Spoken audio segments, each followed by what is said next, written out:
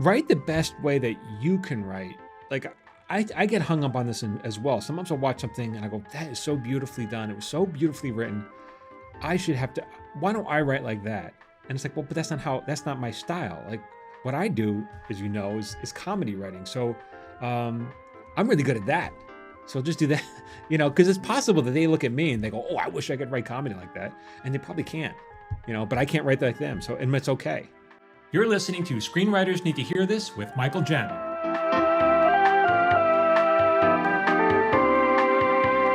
All right, everyone, welcome back to our podcast, Screenwriters Need to Hear This. I'm Michael Jamin. I'm here with Phil Hudson. What's up, Phil? What up?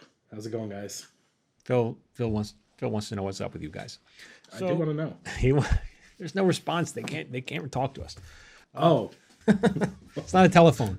It's a podcast. Oops. My bad. All right.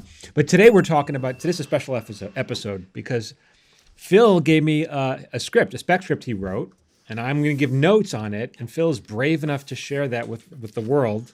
So we're going to be kind for his bravery, and he did a good job. And we're going to talk about that here on the podcast. Now, I will say that this version of this script is available on your website, so they can go to the show notes on your website. They can download this. They can kind of read it and then go through, and I think it'll be helpful. For me, I think the value of this, although it's incredibly intimidating to put yourself out there like this, it does two things. Number one, it makes me face fear because I do have a tremendous fear of rejection that has ruled my life for a long time, and doing things like this help anesthetize me against that. And number two, this is the kind of feedback I wish I had. I mean, the opportunity to get feedback from a showrunner on what is working and what's not, I think is very helpful for people. So hopefully everyone listening does find it to be that helpful. I think they will. First of all, great. So it's an hour-long pilot, a drama pilot, and it's called Ripple in the Water. And Phil, why don't you tell everyone, give us the log line, what the series is about? Yeah, a former Delta Force soldier is battling addiction to opioids and trying to get his kid back. And in the meantime, he accidentally gets involved with a human smuggling and human trafficking ring, and they take his kid as collateral. Right. Okay. So I read this, I enjoyed it, and I already gave Phil the notes, but basically we're repeating it here. So the highlights were, first of all, Phil, I thought you did a great job. I thought this was extremely competent. I thought it was well structured. These are all great things, right? It's well structured. I thought if I was running a drama show and you were a writer's assistant on it, I'd say, yeah, this guy's ready for a draft. Let's bump him up. Let's give him a freelance episode. That's a big deal, right? But the problem is I'm not running a drama show. I'm in comedy, and Phil is not. He's an assistant on a comedy, but not on a drama. But anyway, so now we have to take this to the next level. I thought it was very competent. To me, it read a little bit like a network television show, which is good, right? There's a lot of stuff on network TV, but as a writing sample, I always think it's just more interesting to aim it towards as if it were a streamer or a cable show, just like a little edgier. And when I told you that, and you're like, oh, I thought I was writing. I thought it was edgy. Yeah, that was a bit of a shock because I thought that's what I was doing, but I think your notes explained that. So I'm excited for people to hear what that means. And to your point, what you're saying is, although this is good enough to make it on what we would consider to be network television, which is, my understanding is higher paying, they're just not necessarily the more interesting shows because you're speaking to such a broad audience. Yeah, and they have limitations with the FCC that they, so they have to be more careful with what they put on TV for sure. Yeah. And so I think as a writing sample, the edgier you can get, and by edgy, I don't mean like cursing. I just kind of mean like edgy content and dirty characters, complex and stuff like that. And so that was my main note, and I have some ideas on how to do all that. I had the little notes were easy, like the little pesky little things we can talk about first. I thought a couple times your writing was a little direct, but that's easy to fix. And by direct, I mean, like there was one line of dialogue where the little kid says like, I'm scared or something, or something like that. I'm afraid. And like, I always say like, that's direct writing. You're telling people that's my feeling. But there are other ways to say I'm scared without saying I am scared. You could say, I want to go, or or you could start. I don't know. There's other ways to do it where it's not like you're telling the emotions. You could be, I don't want, I hate you. Leave me alone. Like you could have the character talk in ways without actually saying their internal thoughts. You know, and so that's always kind of a little more interesting. I thought the dialogue was really good. I think what's interesting though, like your subject matter, I think what you got, what you thought was edgy is that it is edgy, like in the sense that you're talking about a human trafficker, someone who traffics children. Like that's kind of edgy. That's an edgy subject area. But I think we can make the characters just a little more complex. And there was one in particular, I thought the villain, your main villain, the guy who traffics in children, to me it felt a little, I'm not sure, not two-dimensional, but kind of like a standard villain. You know what I'm saying? Yeah, the term you said is your villain seems too villainy.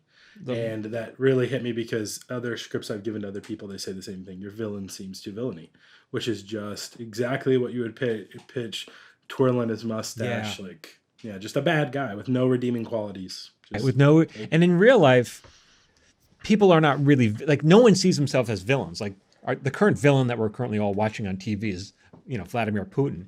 And he doesn't think he's a villain. Like, the rest of the world thinks he's a villain. He's, murdering plenty of people. But he sees it as restoring glory to Russia. This is his legacy, and because it seems like he's dying. It seems like he probably has cancer or something. And so this is how he's going to leave his lasting impression. And it's all hubris, and that's what's probably leading to his downfall. But he doesn't see himself as a villain. He sees himself as a hero. And so that's an example from real life. But other examples, like let's just think about other villains from pop culture that we love. Like one is there's actually two came to mind. Like I always think of Breaking Bad because it's such a great show. Like there was Gus Fring, I remember him. He was the owner of the chicken shack or whatever it's called. Los Pollos Hermanos. Los Pollos Hermanos, right? And he was a great villain. And another villain was Tuco, who was the drug king, and they were both so different. I mean, Tuco was explosive and angry, and like he couldn't contain himself.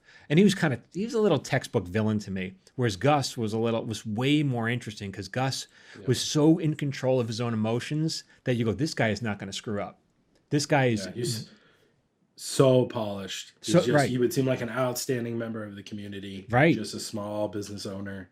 And what was interesting about so why is this kingpin, why is he running a fast food chain where there's one scene where he's literally bussing a table for people, right? Like, why would shouldn't he be on the beach, smoking a cigar and with hot women at his side and doing drugs? No, this guy was he was so important to keep a low profile because he wanted to keep his status as drug kingpin that he was willing to bust tables because this was all part of the game. So for him, it wasn't even about living the kingpin lifestyle. It was really about maintaining the power.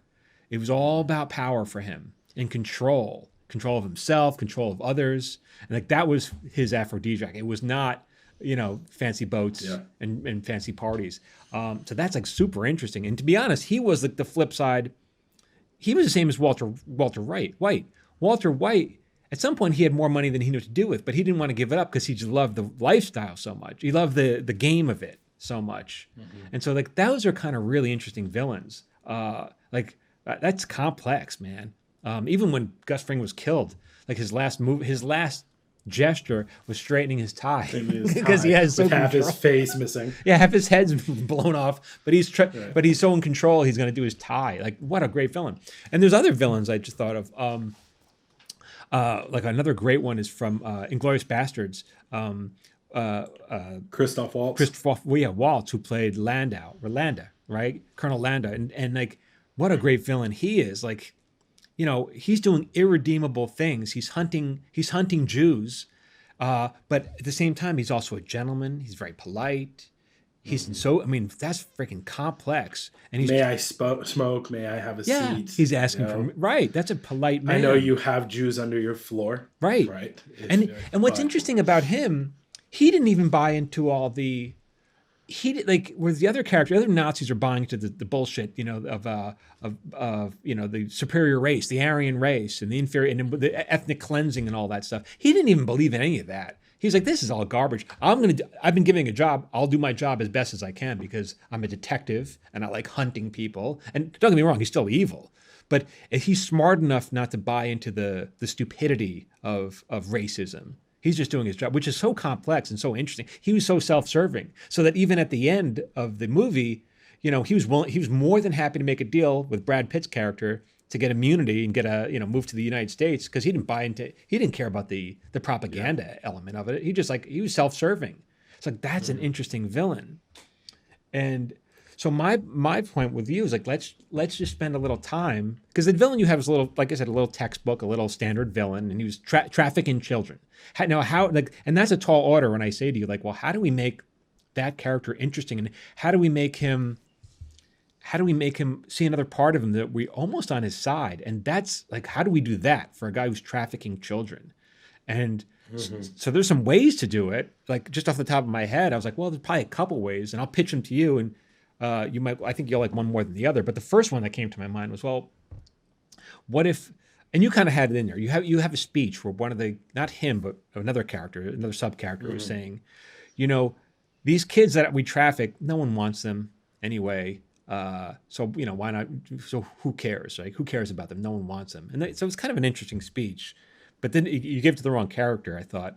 But another thing that's interesting about it is, like, if this guy were a father, let's say he was a father and his child was dying, because a lot of these kids they're being trafficked for their organs to give to rich families who can't have kids. I mean, it's the guy's doing horrible things. But let's think of is there any way to almost see his point of view, almost for a second get seduced by his point of view? And if he were a father and his child, let's say his child was dying, and the kid needed a kidney transplant, wouldn't you do anything to save your child's life, even if it meant killing another kid? Like, like, I don't know, would I? I mean, God forbid I even get there, but would I? I mean, maybe I would, right? That, and so if his kid was dying and that's how he got into this racket, was to save his own child's life, wouldn't you do anything for your kid? I don't know. That's one possible way. Another way is, like, how did this guy become a trafficker? And as I was thinking, like, this is why backstory is so important. He's one of his, we're talking about giving him this speech where it's talking about, like, these kids are not wanted. This is his rationale. The kids aren't wanted anyway. They're orphans. They're street kids. They're just going to grow up to be criminals. And so I traffic them, whatever. So maybe, like, well, what was this guy's backstory? Maybe he was that. Maybe he was, he didn't have parents. And I'm skipping around for a second, but Phil, the one thing I always talk to you about is, like, put as much of yourself into the script as you can. And I brought this up to you, and just like some of the qualities that you have that, like, I find interesting. Like, one thing I was like, well, you're a Mormon, you could talk about that. And you're like, yeah, but you're very devout. You don't really want to, that's sacred to you. You don't want to talk about. I just don't know a way to do it without, I don't know if people want to watch me preaching, and I can't do the other. And you can't do the other side. Right. So good enough. It's not my point of view about it. Right. So enough. That's a good enough reason not to do that. So you don't have to make any rationalizations. But I was just pointing out some characteristics of you that I think are interesting. Yeah, and I think I've thought a lot about that, because like, it is a unique thing, and people are fascinated. There's huge misconceptions about us. Right. But there's this whole, to be fair, there's this whole arm and genre of LDS films, LDS being what we call ourselves rather than Mormon, and they're all very cheesy, making light of the culture of our church. And it's like, that's just not what I'm interested in. And you don't want to do that. Right. Well, another thing about you, is I know this about you, is that you were in and out of foster care for many years, right? Yep. Group homes, foster care, did all that. And so I'm not sure, I'm speculating that some of the people who took you in were good people, good loving people, and some people were doing it for a buck, right?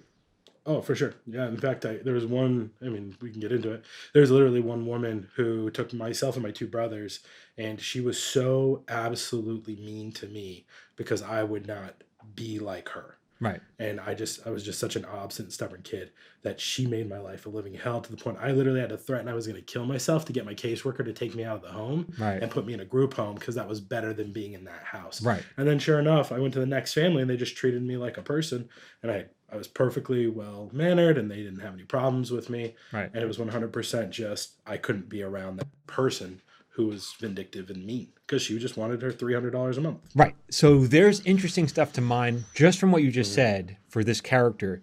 In a way, not quite as bad, not nearly as bad as these other the kids in your script, but in a way you were trafficked. In a way you were a commodity. You were a paycheck for this person, right? Yeah. And so what if, what if this character of yours grew up in and out of foster homes and didn't see an ounce of love? And so when he gets accused, how dare you do this to people? How dare you become a human trafficker? His response could be, well, what else should I have become? Should I have become a doctor, a lawyer? Those weren't on the table for me. I was out on my own at 18 years old. I was out in the street. And before that, I didn't get an ounce of compassion from anybody. What did you expect me to turn into other than this? What did you want me to be? You know what I'm saying? Good point. Yeah. Right? Yeah. And so he was being treated, he was being trafficked. And so all these kids so if you think I turned into a monster, well, then maybe you should have, this is on you. This is on your society for raising me this way. What else did I have to be? And so what I am doing now is just what was done to me. I am trafficking children the way I was trafficked so that I can have a life. Sorry if you don't approve of it.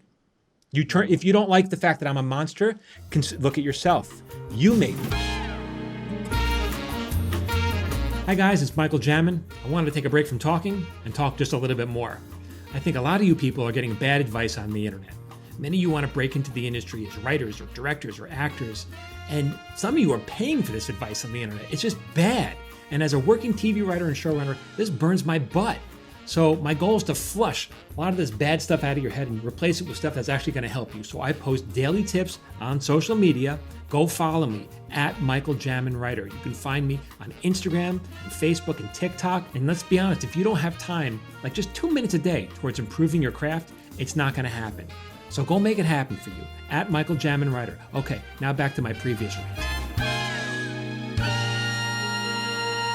What's interesting about that is I remember I was at Sundance and I was, when you're volunteering at Sundance, it's just people from the local community in Utah, and a bunch of the people who would volunteer at the screening room at the Sundance Resort, they were professors at the university, Utah Valley University. And somehow my story came up, and I kind of talked about it because I feel like one of the healthy ways of working through a lot of that stuff is literally just talking about it. Kind of takes the power away from it.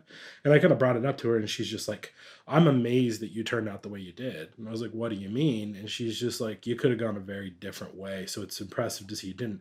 And it just never even dawned on me that there was another option. But I totally, in retrospect, get that. Like, there are a lot of people who end up really messed up and doing a lot of the same things that happen to them because that's what they understand, right?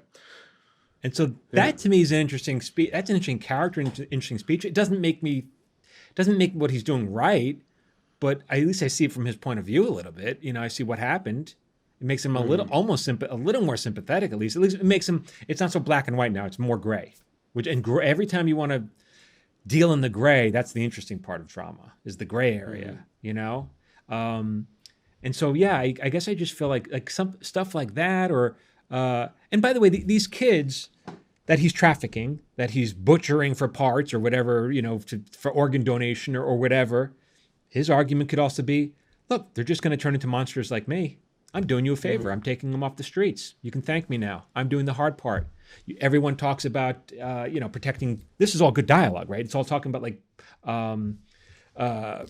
right to life or whatever. So you bring these kids, but no one wants to care for them. But here I am. Here we are. We are an army of the unwantables, and here we are. And so I'm doing you a service by taking these kids off the street. Where's my thank you? And like, man, this guy, like, how do you argue with this guy? So it's just kind of complex. I mean, here, like stuff like that, I just think, anytime you can make the character gray is really good. Yeah, I thought about this note and how I would implement it. One of the thoughts that came to me, which I don't think necessarily conflicts with what you're talking about, I think it's just a layer above that, is, Paul, I'm my lead character, his buddy Solomon, and Ezra were friends. I have this in the character worksheet I did, because in your course you have this whole spreadsheet about how to fill it out. They were friends in high school, and then they kind of went their way, and Paul joined the military because, the military will come to high school and talk to you to try to get you signed up at 17 in these small towns. That happened to me when I was living in Oklahoma. There's a whole thing, because most people, that's your way out of the town. That's your out, exactly. The military.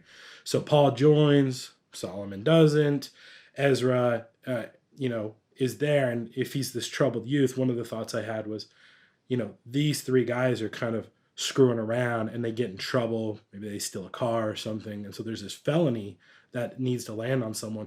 And so he, to protect all the family he's ever had, takes the fall. And once you have a felony, you can't join the military. So he doesn't have an out.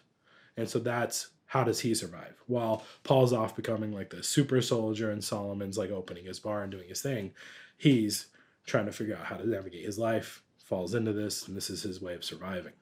Yeah, that's interesting too. I mean, it doesn't. Yeah, all that's interesting. So, and the question is how you roll that out, of course. But yeah, I think one thing with my writing, and I'd love your opinion on this, is I watch a lot of the shows I watch. Like, I don't know if you ever watched Ozarks. I watched a couple of episodes. Yeah. Yeah, super dark, kind of the same vein as this kind of stuff, and they do a great job of showing like why do the villains do what they do. Well, sure, there's the cartel side, but in the Ozarks, there are these families where the government came in, flooded their lands, and put a man-made lake right through, pushed the people out, did horrible things, and so from their perspective, this is what we do because this is our land and the way it's been for hundreds of years, right? But I think one of the things that they do well that I don't is they will break and show you the perspective of the other characters or the other people. And I write very linearly from one person, my protagonist's point of view. That's how I naturally write. What do you think? Is that something that's okay to do, to split off and show the other person in something like a pilot? Or is it? I think it's okay. I mean, to do a flashback to show someone else's backstory, you mean? Yeah.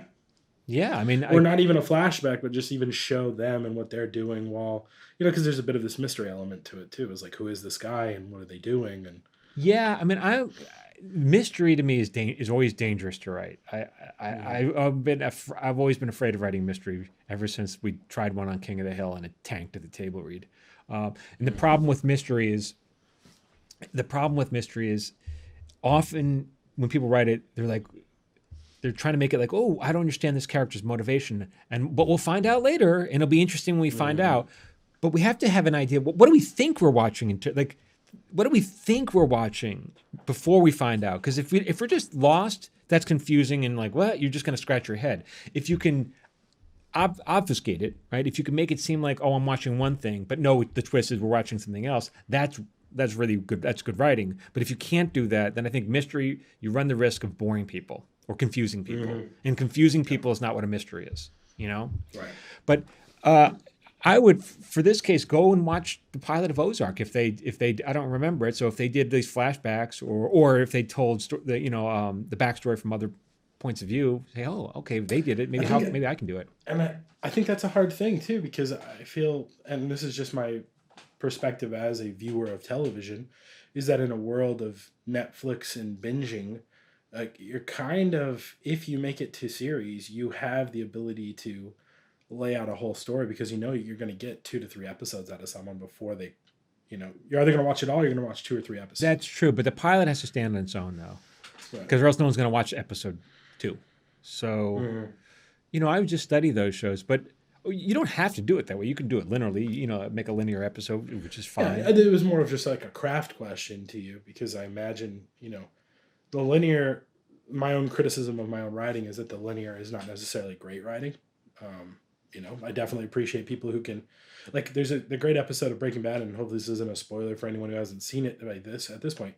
But I just remember sitting at my house watching season 5, and they start with this kid on a bike just riding on the trails. And then he stops and he's shocked by something. And at the end, Walter White and his group of people stop this train and they're stealing all this methylene, this material to make meth off of the train.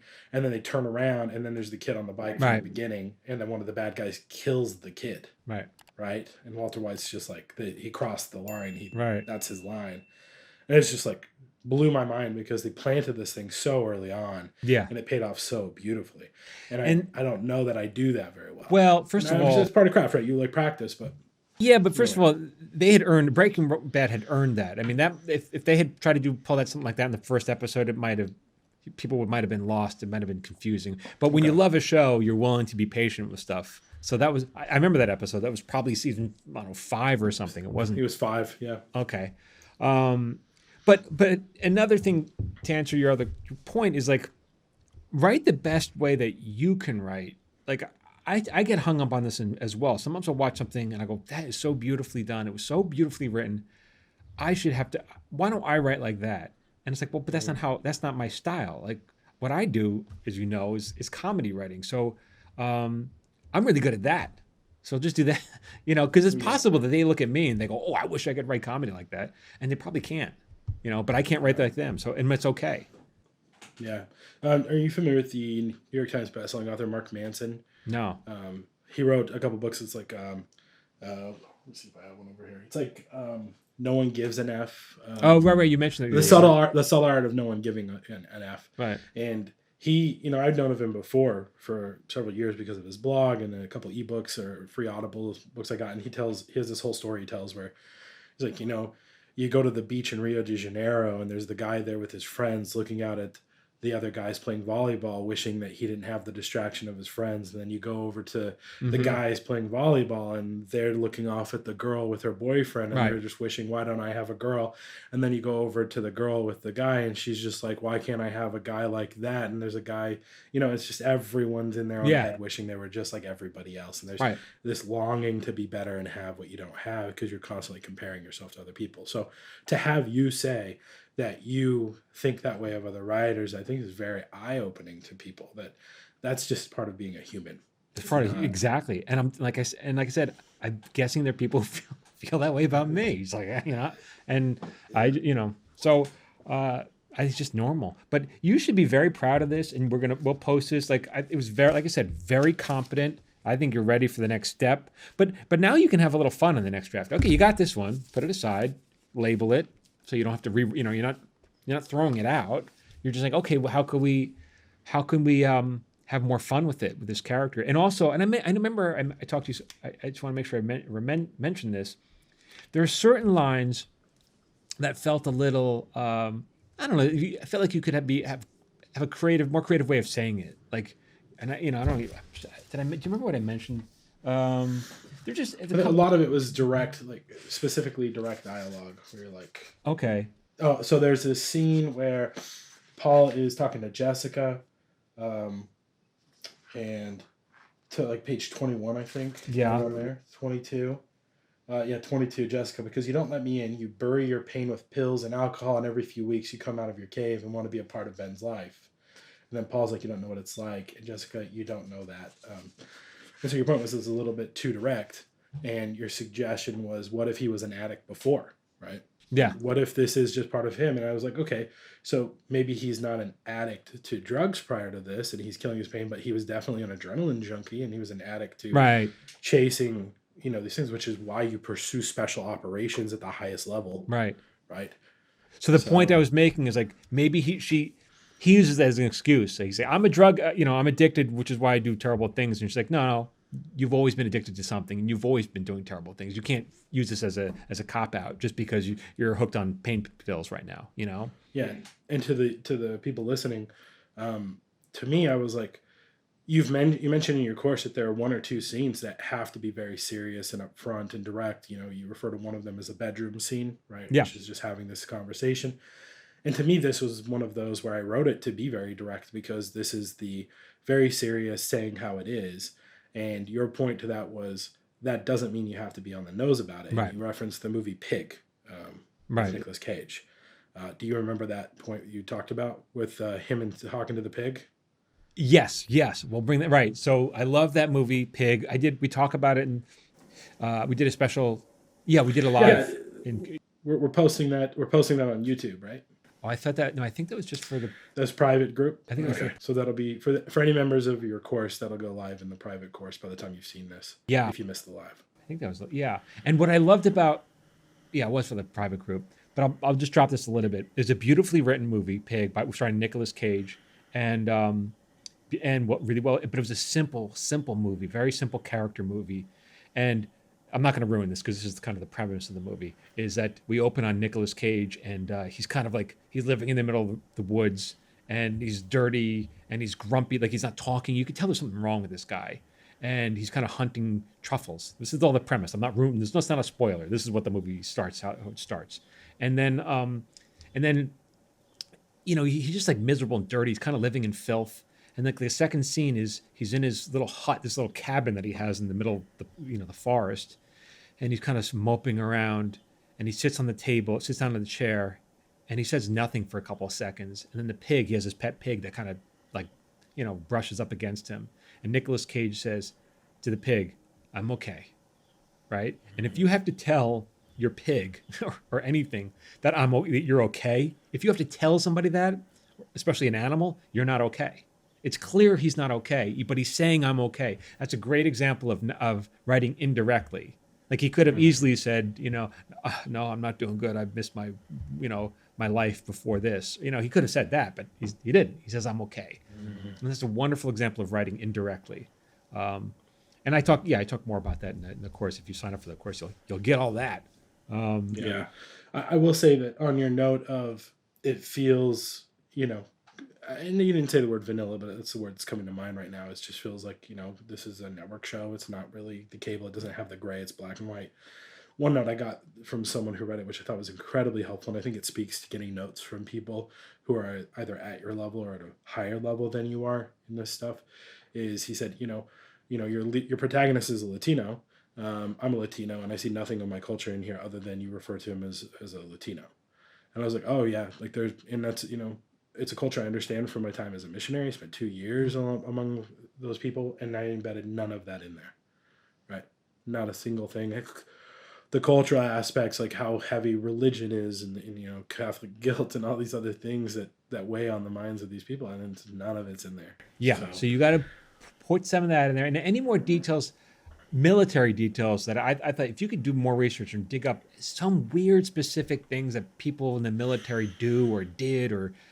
Yeah, I worked on that too since we talked, so I've got a couple of friends, and I'm fortunate enough to work with a lot of people and have friends who are in special operations. And so, I've got a Green Beret, my friend at Homeland Security, my friend's dad who was at some point a lot of things I'm not allowed to know about. I've got those guys reading it for those things to give me that feedback. And in the meantime, I read basically the biography of the guy who invented Delta Force, just to really talk about what is it, how did it start, all of those things.